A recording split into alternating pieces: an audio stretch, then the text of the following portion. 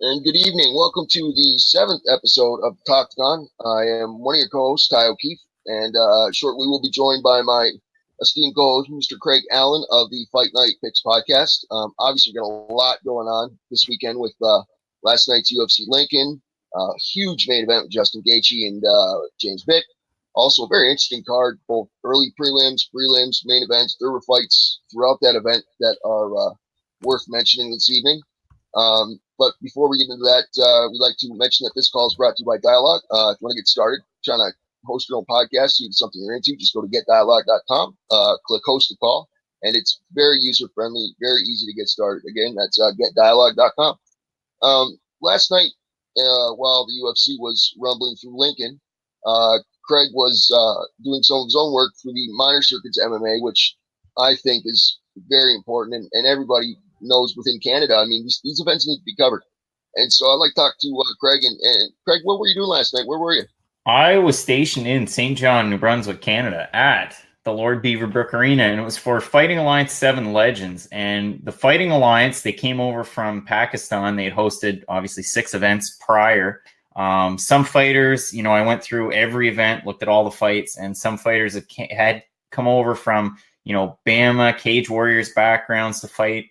Some fighters had gone on to fight for 1FC over in Singapore. So it was an interesting concept over there. The first time I had heard of them, I was on the New Brunswick MMA Commission's website, and I saw that there was an event, and I thought, I hadn't really heard of that. So I did some more digging, and you go onto their Facebook page, they had 56,000 followers from across the pond. So neat that they were coming over to New Brunswick. I was really excited for the opportunity to cover the event, and 7 fights on the card, and it went really well. I mean, three amateur fights. I believe, there was only one decision, and even that fight, it was a very entertaining fight.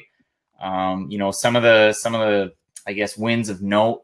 And one of the ones that really piqued my interest was actually the first fight of the night between Scott McKinnon and Tyler Algie. And a lot of the fighters that come over from Ontario to fight in New Brunswick, but this was one of New Brunswick's own, and Scott McKinnon training out of Victory Jiu-Jitsu.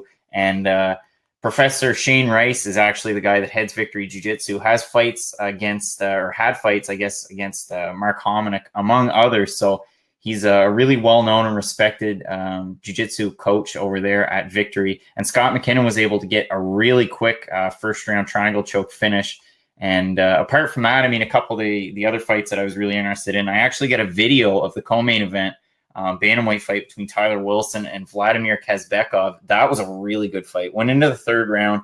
Kazbekov won the first round. Second round was kind of up in the air, most likely Wilson's. And then Wilson was able to finish the fight by knees in the clinch. So that was a good one. And then in your main event, you had Ontario's own Matthew DiMarcantonio fighting against Dan Gibbon. And we had talked about it, I believe, on the last episode of the Talktagon, because DiMarcantonio had fought Rob Font and Desmond Green before in the past. So he had big names that he fought. Dan Gibbon was coming over from the UK, and first round was crazy. I mean, DiMarcantonio threw a spinning wheel kick that didn't land, and then he was controlling distance, so he decided to throw 2 front kicks that landed, and it was honestly reminiscent of Anderson Silva. So it was pretty cool there. And then in the second round near the end, he threw a left high kick and set up a hook, to knock out Gibbon. So really great night of fights. I was really glad to be a part of it. And hopefully we can have another Fighting Alliance card sometime soon. It was a small crowd in St. John, but man, they were rowdy and they loved it. And St. John's definitely a fighting city. That's the thing with these fights, is that people need to understand that not only is it a great way to support local MMA and help the sport grow within local communities in Canada, but it's a huge opportunity at a very affordable prices to go see guys who have fought at UFC type competition or Bellator level competition, things like that. These aren't just nobodies. These are guys who've been in there, and men and women who are experienced with what they do.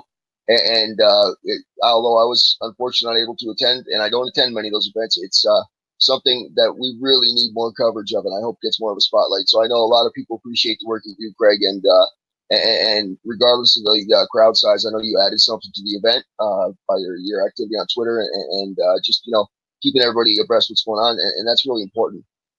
Moving forward, moving on rather. I guess we can't avoid the main event from last night, the lightweight. And it seems like the UFC is sure dealing with a lot of lightweight business lately. It kind of reminds me of last year when the welterweight division, I wrote an article last year and it was on Fanside. It was something like from October to December, 9 of the 10 top welterweight spot last year. And nobody even really noticed it. But that's not the case this year with the lightweight division. A lot of top guys fighting, and it is not going unnoticed. Justin Gaethje needed that last night, that win. And if you missed out, if you didn't see it live, man, he laid us. Oh God, he just popped James Vick on the chin, and that was it. And he hit James Vick so hard that after doing his backflip, in celebration off the top of the octagon cage and walking around a little bit and kind of half dancing for a few seconds, he went over to congratulate Vick.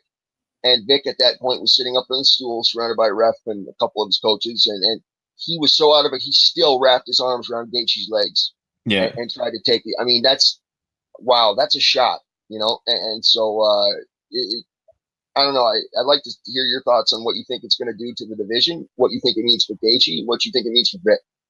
I'm glad that it happened. I had written the piece on the strange case of Justin Gaethje. I had gone on my podcast. We talked about it on the Talktagon. What's next for Justin Gaethje? I mean, if Vic won this fight, what do you do with Justin Gaethje? Because he'd be 1-3. The 2 bad knockout losses in a row to Alvarez and Poirier.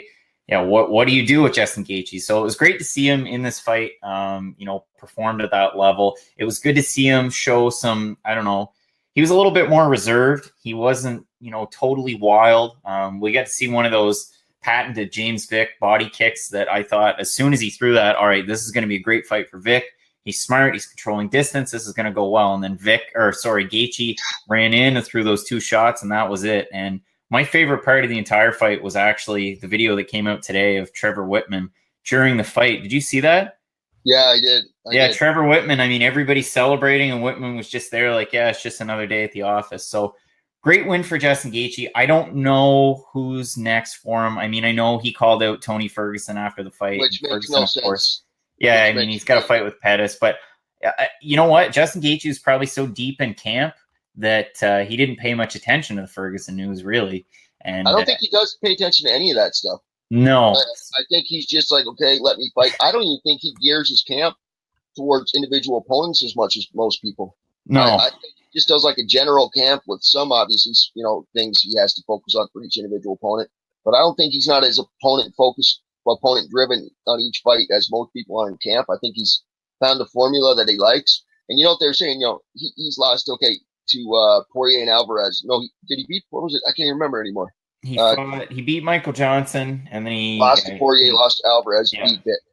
Okay, yeah, and coming into that, so he's got 3 fights, 2 of them losses.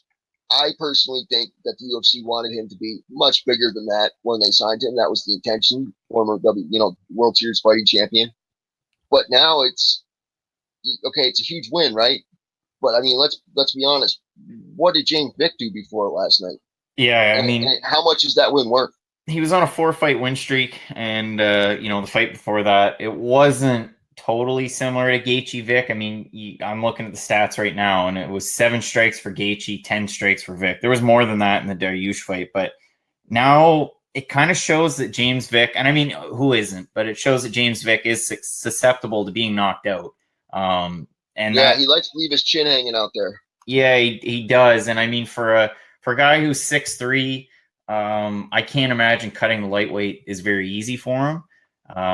He looked quite drawn out at the face-offs after the weigh-ins. So he did. And did you notice Paul Felder said after the fight that he looked at Vic right before the fight started, and Vic did not look comfortable. He did not look like he was feeling too hot. Somebody told me that it was either at the weigh-ins or after the weigh-ins. Vic had to grab a chair and pop a seat or have a break. Yeah, that was after the weigh. Yeah, that was after weigh-ins. He was waiting for a towel.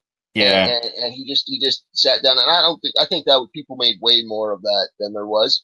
But I do take it seriously when Paul Felder says he noticed when Vic walked into the cage and the octagon door slammed shut that Vic didn't look so confident anymore. And let's be honest, I mean, before last night, This is who James Vick has fought: Francisco Trinaldo, Joe Duffy, Marco Polo Reyes, Abel Trujillo, lost to Dariush, Gianco Franca, and Jake Matthews, Nick Hine, Valmir Lazaro, and Ramsey Gem. Okay, now, no disrespect to any of those guys, but those aren't top 10, top 15 fighters. And, we saw what he could do against these guys. But look, that's what happens, right? You get James Vick in there, and now James Vick got the big fight he wanted. And this is why there's a difference between who James Vick has been beating and who Justin Gaethje's been fighting. It's a different level. Yeah, I mean, I think the biggest win in that group, I mean, I would say probably either Joe Duffy or Jake Matthews, simply because Jake Matthews had a lot of success since moving up to welterweight. So maybe that's something. Maybe that's something we see out of James Vick. Who knows? But as far as Justin Gaethje is concerned, you kind of ask, well, what's next for him? And he called out for the Tony Ferguson fight, which, I mean, that'd be interesting. We'll see what happens. Whether or not, go ahead. Sorry. Whether or not Poirier beats Diaz and Ferguson beats Pettis, or whatever combination, there's a lot of fights to make. But I think it was interesting after the fight when they were doing the post-fight interview with Paul Felder. I mean, I think a fight with Paul Felder or a fight with Iaquinta, and I know there's Iaquinta fight rumors, floating around, seemingly wherever he goes. Yeah. But yeah, I think Felder or Iaquinta would be interesting fights for Gaethje. And I think those are. I'm kind of surprised you said Iaquinta, because I like that fight too. I think I didn't consider that until you just said that. That's a great idea. Iaquinta Gaethje would be great, but then Gaethje's going to think, oh, he's not fighting forward. However, if this gets into Gaethje Iaquinta talk, I don't want to hear anybody say that Iaquinta's afraid of anything. He fought Nurmagomedov on short notice. All right. I mean, Iaquinta is not afraid of anybody in the division. I don't care what his record is, what he's done. I'm just saying that right now. He's not. None of these guys are. It's not even a factor in this at this point, at this level with these guys. However, if the UFC wants to make a fight for Gaethje and set it before the results of next month's title fight and the Ferguson Pettis fight, and possibly even they don't want to wait on the Poirier Diaz outcome. Kevin Lee, it seems to be a popular choice right now. I think that especially because he's ranked one spot ahead, of Gaethje right now. So that also appeals to the Gaethje supporters, right? Because he's fighting, what they say, fighting forward. So he's still fighting forward technically. However, I don't know what that would turn into. Two elite wrestlers, but we all know Justin Gaethje doesn't wrestle in the octagon. No, exactly. And I mean, that was the rumor that I couldn't think of. It was Iaquinta Lee. But I mean, even Kevin Lee, Justin Gaethje, I think that'd be a really good fight. And I keep pointing back to that fight that Lee had against Barboza, where he just totally, outclassed him. So it'd be interesting to see. And like you said, Justin Gaethje doesn't really use that wrestling prowess quite as much. And the last fight that I can think of, where two elite wrestlers went up against each other was Corey Anderson, Patrick Cummins. And Division 3 or Division 2 wrestling beat Division 1 wrestling. So that was a good contest. But yeah, Justin Gaethje, I mean, the world's kind of his oyster right now. He won the performance bonus again. So and the fans love him. That's the thing. 4 bonuses in 4 fights. That's the thing. The fans love him. UFC loves him. The Fox Sports loves him. ESPN is going to love him. The MMA media loves him. And they're good for him. I mean, that's great. But I think Justin Gaethje is going to be benefiting more from his persona, his image, and everything, especially after last night. He was on camera quite a bit, and, there was a lot of back and forth that a lot of people seem to be really entertained with. And so, I don't know, it's maybe Gaethje will get a bump up the ladder a little bit further and fight, maybe the Ferguson Pettis winner or something like that, maybe because he doesn't want to fight Pettis. He kind of made it clear, but I think he's kind of discounting Pettis way too easily. Yeah. And these numbers that are rankings, as we say, they're not the UFC's rankings. So anyways, moving on, there were other fights. I know I personally was very impressed with Michael Johnson's performance in his featherweight fight against the guy with the creepiest nickname ever. And that's saying something, because there was actually a guy named Uncle Creepy. Wasn't E. McCall's nickname? Was Uncle Creepy, isn't it? Yeah. And so Andre Touchy Feely has taken that title, as far as I'm concerned. God, that's just creepy. And but Johnson looked great, and that surprised me, and just because he kind of looked sapped and depleted and just exhausted. when he stepped in the octagon. He did not look, he had to cut down the featherweight. So did you notice that? Yeah, I mean, I didn't think he looked that bad. I actually had Feely winning rounds 1 and 2, and if you go back and just like I'm on Fight Metric right now, if you go back and look at the stats, I mean, Michael Johnson, 65 to 37 significant strikes, and he outstruck Feely in the first round, outstruck him he outstruck him in every round. But to me, when I was watching the fight, I had Feely in the first, and I had Feely in the second due to takedowns and submission attempts. So that's why I had Feely. Of course, it did go to split decision. Johnson ended up winning. I believe it was a 30-27 and a 29-28 that got it for him. So yeah, I thought he looked pretty good. Andre Feely's not an easy test, and I think that was a good fight from moving down to featherweight. Yeah, I got to admit too, though, I was also impressed with Feely. He's such an accurate striker, and he's very efficient, despite the fact that he lost out in the statistical battle. I was impressed with his movements, how efficient he was with moving in and out, how quick and aggressive he made. He was consistently quick and aggressive, like with his strikes. His motor didn't slow down. He didn't stop those aggressive darts into Johnson's distance and kind of trying to close the distance with that straight right or straight left. I mean, I was impressed how he fought his stand-up game. I don't know, maybe I guess because I didn't expect it to go like that.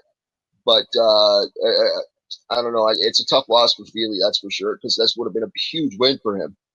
But it's one of those fights that Johnson definitely came out on top. He was a better man, and interesting to see who he would fight next. Any ideas? Yeah, that's a really tough one. I mean, taking on Feely, unranked, right? So it's kind of tough to tell. I mean, you've had a lot of fighters. I think Chad Mendes coming back, beating Miles Jury, and now he's almost in like a top 5 conversation. Wouldn't you say? You know what, Johnson Mendes. It'd be a good fight for sure. That's a great idea. Another great idea for my esteemed co-host. Wow, that'd be a hell of a fight. That'd be great. It's tough to tell. Like you said, I mean, and it's true, and we talked about it at length in the last episode. But those UFC rankings, they're not the UFC's true rankings. So if you're going through the featherweight division, I mean, you've got 15 Zabit, 14 Yair, Darren Elkins, Lamas, Volkanovski, Korean Zombie, and Johnson's already beat Jury. Yeah, so he only lost to Jury. You talk about Michael Johnson. I mean, do you put him up against a guy like Mirsad Bektik? That's a good fight. Kind of similar styles. You got Cub Swanson at 7. That's a good fight. Yeah, and Swanson has been, looking for a fight. Although I don't think Swanson would take it because I think Swanson believes he deserves a top 2-3 opponent right now. And with Johnson, kind of, that was that his first featherweight fight? I think it was, wasn't it? It was the first one coming down, yeah. And I mean, and we had chalked Chad Mendes, and I said, he's looking for a top 5 guy. Chad Mendes is ranked 5th right now, so. Yeah, and that would be, I think really Johnson, you hit it on the head right in the beginning. I think Johnson Mendes is a fight to make. And that'd be great. I mean, that'd be a great fight. And both would have a lot. Mendes coming back from the suspension, Johnson trying to get established in a new division. Pivotal fight for both fighters, and possibly the division as well. Moving on to the third the third biggest fight of the night on paper, anyways, was a battle between 11th ranked Courtney Casey and 14th ranked Angela Hill, and that kind of turned out the way we thought it would. Back and forth battle, a lot of striking, it was a grind for both fighters. Courtney Casey ended up on top. I know Angela Hill was very disappointed in that result. Do you see this as a big win for Courtney Casey, or just something she had to do to kind of maintain her position? It's really tough to tell. I mean, for me, Courtney Casey, her record would be 8-5 now. So yeah, it's kind of salty. I didn't agree with the judges. I mean, Angela Hill outstruck Courtney Casey 121 to 111. She went 1 for 1 in takedowns versus Casey's 1 for 6. And she outstruck her in the first round. She had a better percentage and almost as many strikes in the second round. And she had more strikes in the third round and a better percentage there too. So to me, I mean, it was a no-brainer for Angela Hill. I got home and I was actually able to watch that fight. That was the first fight I was able to watch live. So got to see the whole thing. And yeah, I had Hill winning that fight. But It's going to be really interesting for both because, I mean, Angela Hill's now 4-5 in the UFC in 2 stints. Courtney Casey'd be 4-5 as well because I think she was 3-5 before this. So I don't really think a win over Angela Hill does a whole lot for Casey. I mean, I know they were both ranked, but it's a win over a 14 when you're 11. What's next? I mean, it's really tough to tell. The women's strawweight division moving up from where Courtney Casey is. You got Ansarov, who just won, Suarez, who's got a fight, Felice Herrig's got a fight, Waterson Esparza. I mean, Ansarov would be an interesting fight. I don't know. Has Courtney Casey even faced Ansarov already? I don't think so. And either way, I mean, that division is kind of so up in the air right now. There's a lot to be decided. Like you said, there's a lot of fights on the horizon. And so I think we're going to need not really going to know what's happening in that division until January, February of 2019. It's just one of those things that's got to play out, you know. But either way, Courtney Casey, she's 8-6 now. I mean, she's fought Waterson, Herrig, Aguilar, Gedalia, Marcos, Calderwood. I'm just thinking of names that are up there. She's fought a lot of people who are in that top 15. So maybe there's a rematch on the horizon with someone. Who knows, really? I know last week we were doing our UFC Lincoln pre-fight on the Fight Night Picks podcast. You were kind enough to have me back. We were talking about Jake Ellenberger and what this could possibly lead to his retirement, this fight against Brian Barberina being in his home state. And sure enough, that's exactly what happened. Yeah, I mean, I don't think I pulled a rabbit out of a hat with that pick. But yeah, I mean, you had to figure win or lose, Jake Ellenberger was most likely going to retire. A first round, finish for Barberena. For him, I mean, I don't think the win means a whole lot for his contention in the welterweight division. It'll be interesting to see who they match him up with next. But yeah, Jake Ellenberger retiring. I think his record was 35-11 now. So 35-14. But 31-15 now. So yeah, I mean, he's a veteran. He'll be missed. But his time has come. Father Time's icy embrace leaves nobody. And it doesn't leave anybody out. And especially in this sport, it's going to catch up. And Jake Ellenberger just hasn't been having the success that he wanted to have, and he had kind of had earlier in his career. And so I think it's a good decision. I mean, really, he's got a bright future, I'm sure, in whatever he decides to do. But I cringe when I see Diego Sanchez getting another fight. I cringed when BJ Penn kept, doing what he's doing.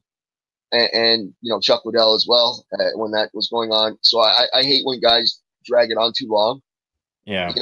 And so, I respect anybody who done what Ellenberger's done in the sport. And he should be respected as a solid welterweight veteran and nothing less, But moving on to the John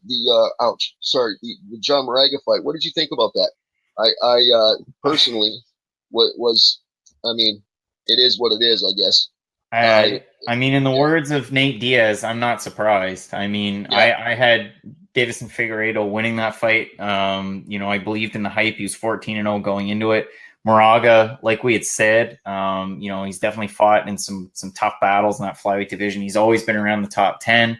Of course, we talked about the 2013 fight against Demetrius Johnson. Obviously, he didn't win it, but that's a big fight. So I love the bad blood before the fight.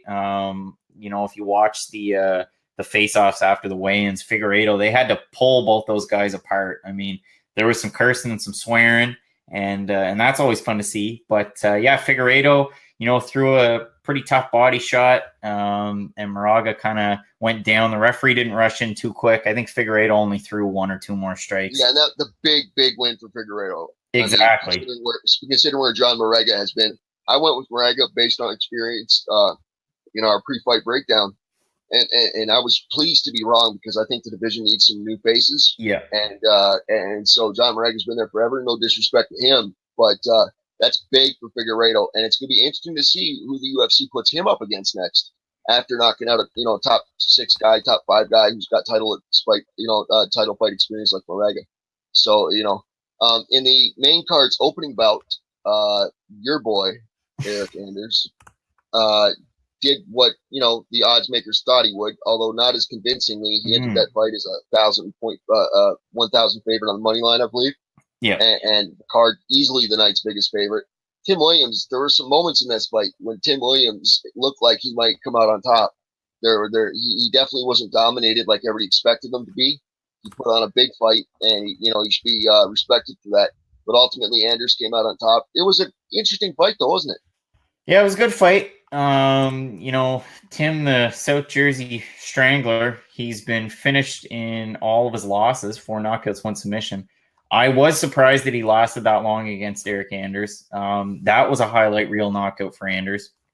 For him, I kind of wonder what it does for him. I mean, he had the split decision loss against Lyoto Machida, which, again, I thought he won that fight. Yeah, that's the big question, right? Where does it got him?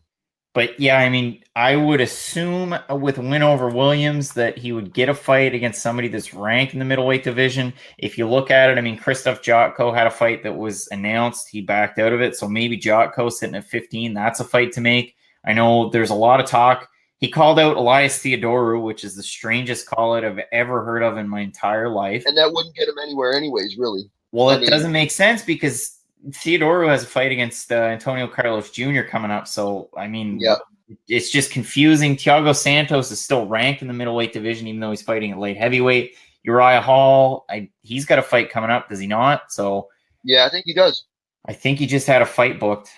So, yeah, I don't know. I mean, the only person in the middleweight division that doesn't have a fight that's ranked that I can think of that makes sense is Brad Tavares. So that would be the fight. And, I mean, those two guys. I think that would be a good fight. I think that would be a reach for Anders at this point, because defeating Williams didn't really do anything for him. So I mean, another interesting call for Sean Shelby. I really think so. Do you think though that Anders is going to get a top 10 guy? I mean, what's the chance of that happening after just beating a guy like Williams?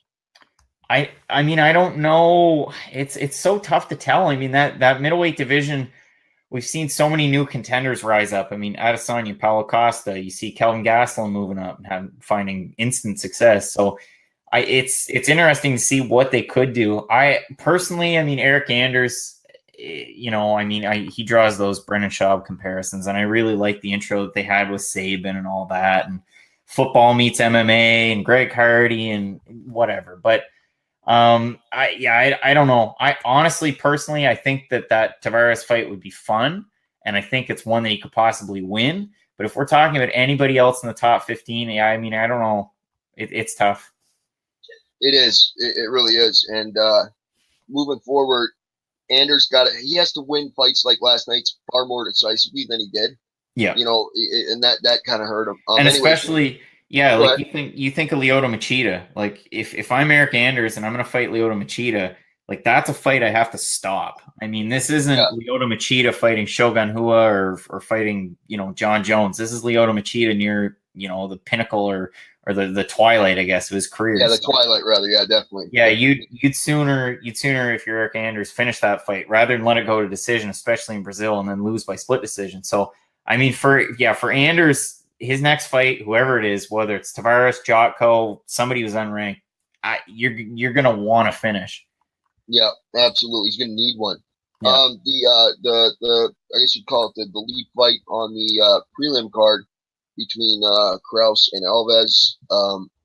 We called that, both of us. I know I kind of had Krause.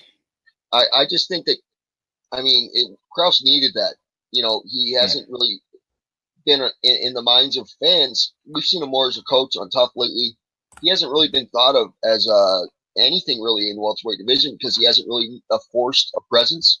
He hasn't really forced his presence on the division lately.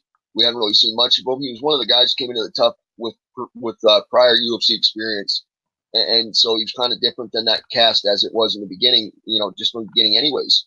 And so it was good to see him get the win. Now for Warley Alvarez, that's a bad loss, I think, just because he had an opportunity to, defeat someone like Krause, who, although isn't ranked, he's definitely got notoriety. And I think we have to start accepting the fact that notoriety, created by whatever formula and whatever, recipe the UFC decides to put together to recognize notoriety and stars and make fights and whatever. I really think that we got to forget about these numbers with these rankings and start to understand that name recognition, appearances on things like Tough and different, small docuseries, podcasts, whatever, are just as valuable like they have been for the last few years, but more so to the UFC than we realize, even for a guy like James Krause. So James Krause could get my point is that Krause could get a huge opponent in his next fight, and not a huge one, but I mean a significant welterweight opponent, bigger name than we expect, and we shouldn't be surprised if he does. Yeah, I mean, I don't think you're wrong there. I agree with you 100%. I think James Krause really impressed me. I know he was on, a 2-fight win streak before this, pushing it to 3 now, with wins over, Alex White, among others. And like you'd said, he was already in the UFC before, had a couple canceled bouts, and then he was on The Ultimate Fighter season 25. So yeah, it's going to be interesting to see what you do with James Krause. Do you give him a rank guy now? I mean, Warlley Alves to me, and I know I sold the farm on Warlley Alves. I really talked a big game, and he wasn't able to get it done. But do you give him a rank guy? I mean, we've been talking Dun Hyun Kim. He's been in my mouth. His name, sorry, he's been in my mouth for a couple of weeks. He's been a guy I've been talking about a lot. Gunnar Nelson's another one that I've been talking about a lot. 2 guys that don't have fights, but they're ranked in the welterweight division. Yeah. Do you give him two guys who could storm back into the division? Yeah. One fight out of nowhere. Do you give him a ranked guy like that, or the welterweight division? We've talked about it at length. It's so stacked, unranked guys. There's so many of them that should be ranked or could be ranked. So do you give him a guy like Vicente Luque? That's a fight that I'd be interested in seeing. There's so many fights to make for James Krause, but overall, it's great to see him to get this win. And I think he proved myself and a lot of the doubters wrong. So really good on James Krause's part. Yeah, and I would agree. He needed that. We're not going to go deep into the prelim card or the early prelim card. Just a few more fights I want to kind of gloss over, I guess. Yep. One of those, I guess we would have to talk about Mickey Gall's fight, which led the prelim card on the Fight Network in Canada. For everybody watching up here, it was the first fight of the night we saw. Mickey Gall, God, I say this all the time about everybody. He needed that win. Yeah. And I mean, really, he did, because he went into there having fought, CM Punk, got the win everybody expected him to get, but nobody takes CM Punk seriously. Then he fights Sage Northcutt, and that's a big win, defeating Sage Northcutt. Yeah. But he was kind of, he didn't receive the credit for that win because so many people still see Sage Northcutt as nothing but a gimmick, which they are so wrong about this kid. But they see that Sage Northcutt is kind of like, not on CM Punk's level, obviously, of, It was more of a gimmick then. I think it's less of a gimmick now after his win over Zach Otto, who's a proven vet, plus the change in camp to Team Alpha Male. But then I think it was kind of a gimmick win, and then they give him Randy Brown, and he definitely underperformed in that fight. So, yeah, this was an interesting test for Mickey Gall. But at the same time, Mickey Gall gets the win, and he wants to scream, "I'm back, I'm back, I'm back." Great, but let's be honest. Who is he really going to get? Well, as a big name, is it worth getting a big name? I mean, Sage Northcutt to me is a big name. So, is he going to get someone bigger than Sage now because of this win? Is beating George Sullivan that decisively worth a big opponent? I mean, I don't think so. And, not to beat a dead horse, but in previous episodes, in this past week, I talked about George Sullivan and the fact that he took a 2-year layoff and lost his last fight against Nico Price. So it wasn't a big surprise. I mean, I was surprised how quick that Mickey Gall was able to get the finish, but wasn't surprised that he did get the finish. And if he was going to win, it was going to be by submission. But his call out of Diego Sanchez didn't make any sense to me at all. And I mean, we had already talked about Diego Sanchez, and he's got a fight already. He's got a fight coming up against the Thundercat Craig White. And I say what you want about Craig White and his fight against Neil Magny. I mean, that was a shame for Craig White. I mean, good for him, but it was a shame because Neil Magny's a top opponent in that division, and they threw it at Craig White with like a week or 2 notice. So there was 11 days maybe. That was really tough for him. And he's a tough competitor, a guy coming over from Cage Warriors who had plenty of success, 14-8 record now. But that's a tough fight for Diego Sanchez against Craig White. So, I mean, I don't know why Mickey Gall will call him out, other than the fact that, he likes to call out guys with some notoriety and some name recognition. But I don't know who you give Mickey Gall next. That win over George Sullivan doesn't do a whole lot for me. I'd like to see more of a progression. I mean, if you look at the stats right now, 0 strikes landed for both fighters. So I'd like to see a fight where Mickey Gall gets tested on the feet and kind of test some of that training that he's been doing with Joe Schilling, world-class kickboxer. That'd be interesting. So hopefully we can see him matched up against another striker. Yeah, only time will tell, but I tell you one thing, we haven't heard the last of Mickey Gall. No, for sure. My favorite fight the entire night was Joanne Calderwood's fight. Yeah. I don't know what it is with her. I've just been wanting ever since, finding her on Tough, like most North American fans did. I've been just fascinated with her in terms of how good she can be and how her journey is kind of veered off to the side versus what it could have been. But to see her get a win like that and as quick as it happened. And by submission. Yeah, and she loves those ground wins like that. I know she was on top of the world after doing that so quickly. And so hats off to JoJo Calderwood. We both called that. I know I called for Calderwood a win ahead of time. Not that that means anything, but it's good to see. And I hope that she gets the fight she deserves in her next time, because she's not just someone fighting in the women's flyweight division. Someone within the division who kind of hangs out just to be a staple, provides a body. Like another fighter to be in there. You know what I mean, right? Like just another roster, just another name on the roster. She deserves, I think, she can be more than that. Obviously, she can't do the octagon. Nobody deserves it. They can't do it, right? So it's interesting to see. But I do think that because she's also a veteran, she's going to get a bigger name than most people expect next time out. I think where she's been in the octagon against some of the toughest names in the strawweight division, now she's moving to flyweight. I mean, I would automatically think with a win here, she's going to be in the top 15. I think you would have to give her a great opponent. One thing I have to congratulate the UFC on this year, and I was pretty vocal about it, and I still am in a sense, is that, they come out with a flyweight division after the season of Tough. They come out with a featherweight division.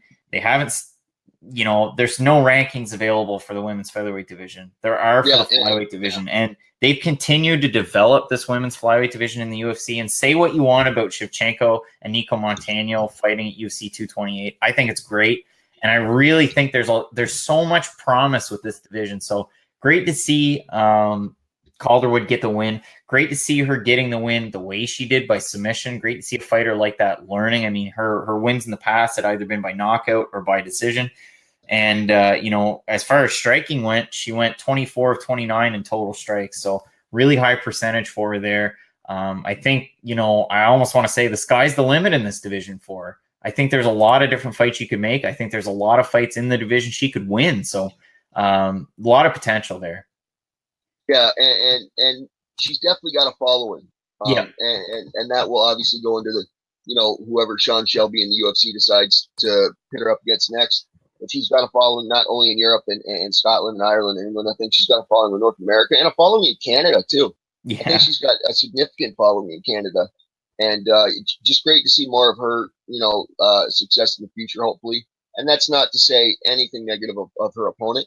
Her opponent deserves an opportunity as much as she does. Just so happens JoJo came out on top. And so anyways, that will conclude episode 7 of the Talktagon. You can find my content when it's out there this week at Fansided MMA and on the Fight Network. You can hit me up on Twitter at Above the Fold Tie or up on Facebook. Craig, you can find his stuff. Actually, I'll let Craig tell you. Where can we find your stuff? Sure. You can find my stuff on the website, fightnightpicks.net. I just had a live results feed going for the Fighting Alliance event that I was at yesterday. You can find me at Craig Allen FNP. You can find the company at Fight Night Picks on Twitter. Later on this week, I'm going to have, tomorrow, I'm going to have a Fight Night Picks dialogue episode. We're going to be joined by Owen Young. We're going to be talking about Brave and some of the global MMA news that's going on. And you can find a new episode of the podcast and the show on YouTube later on this week. Well, and as always, you'll be on top of everything. And so seriously, check Craig's stuff out. He's got one of the best new podcasts. Actually, I'm going to say the best new podcast in the industry. No joke. He absolutely does. So check that stuff out. Thanks for joining us. But before we go, I'd like to remind everybody this call is brought to you by Dialogue.com. And if you want to get started, just go to getdialogue.com, hit host a call. It's an unbelievably user-friendly platform for anybody who wants to test the waters with podcasts or just do live broadcasts over the air of talk radio over Twitter. It's a fantastic platform, limitless potential. So check it out, getdialogue.com. And as I said, this has been episode 7 of the Talktagon. I am your co-host, Ty O'Keefe, and thank you very much for joining me, Mr. Craig Allen. We will talk to you all next time on the Talktagon.